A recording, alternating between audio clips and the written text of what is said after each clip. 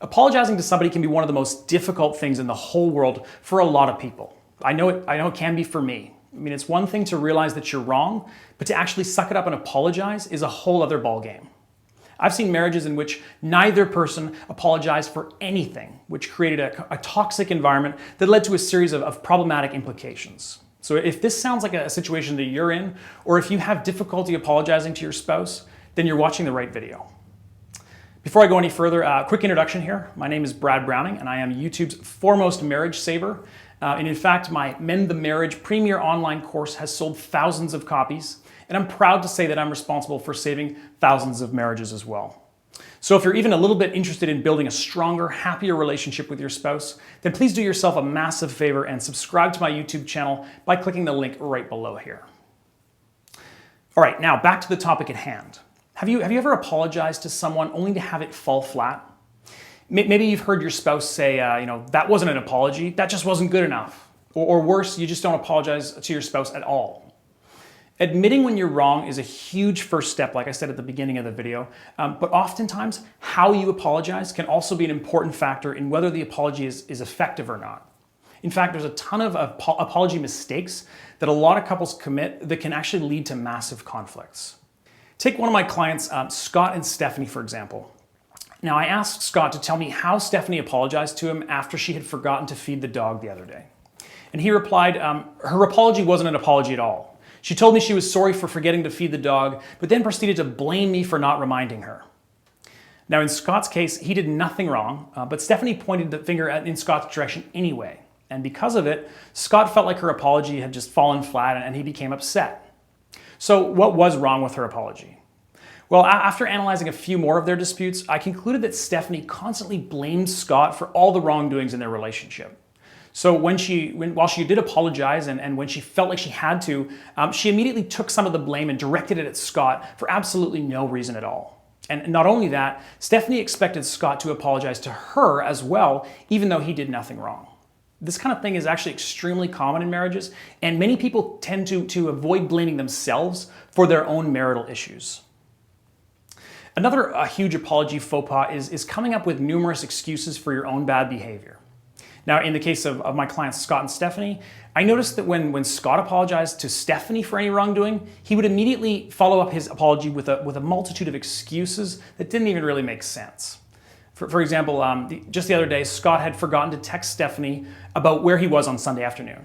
And Scott apologized to Stephanie for this, but then he immediately followed up with, "I just forgot my phone in the car." So instead of really just taking the brunt of the blame, Scott deflected and came up with a lame excuse for why he simply forgot to text Stephanie back. Now, of course, this made Stephanie angry and an argument ensued.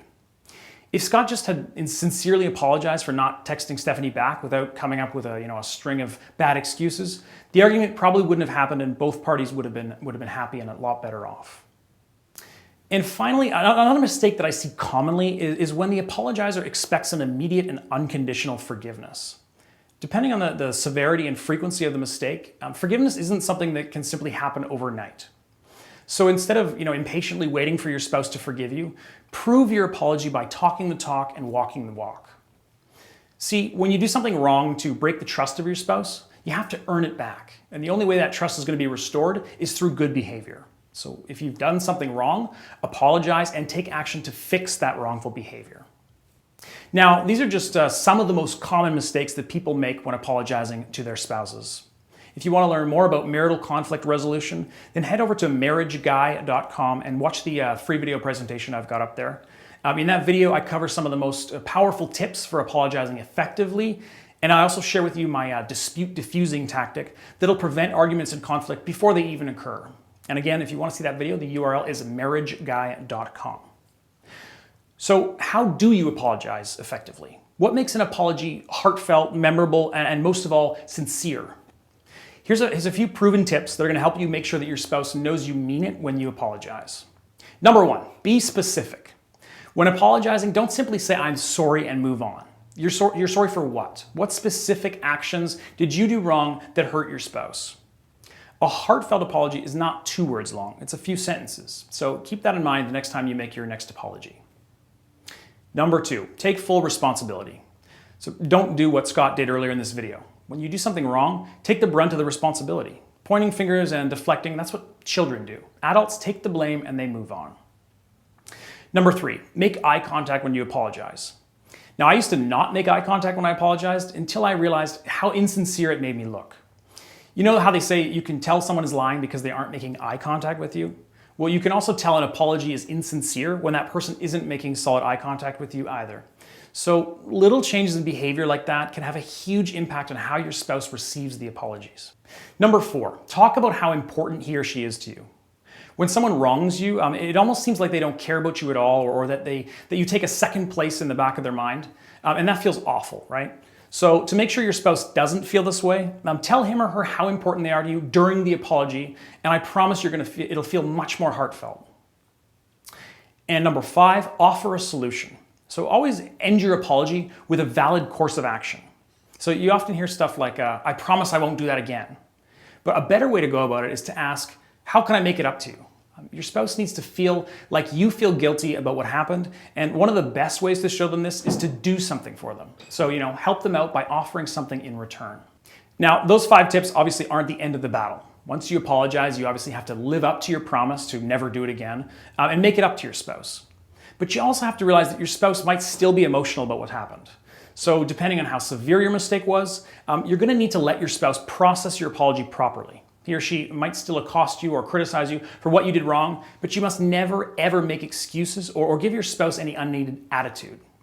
For example, I know a lot of husbands and wives that will say stuff like, I apologized already. Why are you still angry? Or, I said I was sorry. What more do you want from me? Those kind of statements, they just don't help the situation. So remember that an apology doesn't act as a get out of jail free card. It's only the beginning of a healing process that must immediately take place directly after the apology. But of course, that's another topic for another day. And once again, if you want to learn more psychological tips and tricks that are going to help you build a stronger, long-lasting marriage, then head over to marriageguy.com and watch the free full video that I've got up on the website there. That's marriageguy.com. And I've also been getting a ton of emails lately asking me if there's more room in my online marriage coaching program.